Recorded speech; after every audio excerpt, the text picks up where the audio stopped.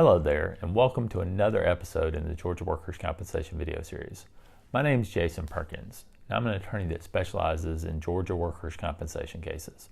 I created this series of videos to provide people with helpful information about Georgia workers' compensation law and the benefits available to them under the law if they get injured at work.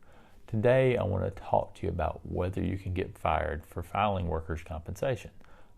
Now, the answer to that question is yes, potentially you could, but it's probably not going to happen.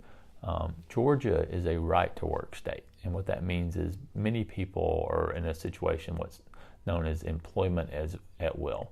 What that means is that you can leave your job, generally for any reason, and your employer can also decide to terminate your job for pretty much any reason.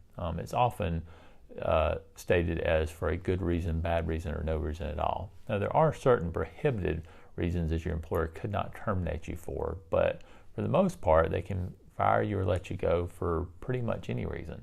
And what that means is there's nothing specifically under Georgia law that prohibits them from terminating your employment because you file a workers' compensation case. But they're probably not going to do that, at least immediately in the beginning of your case.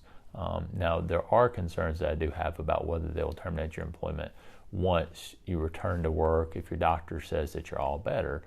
That's a different question that I'm not addressing today, but the question I'm addressing today is whether they're going to terminate your employment at the beginning of your case for filing workers' compensation in the beginning. And I think that that's very unlikely to happen, even though they could.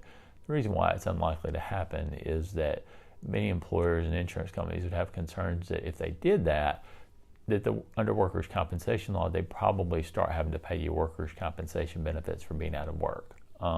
So you won't see that happen very often, and I don't see situations where that does happen very often. And I've practiced workers' compensation law for almost 20 years now, and I really can't think of a time where I've seen it happen at all.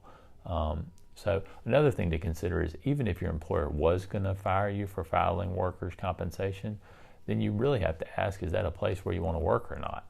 If an employer is going to treat you that way, then it may not be a place that you really have a future with. One final thing that I would add is that I often see people get in trouble because they are afraid of what's going to happen to them when they file for workers' compensation.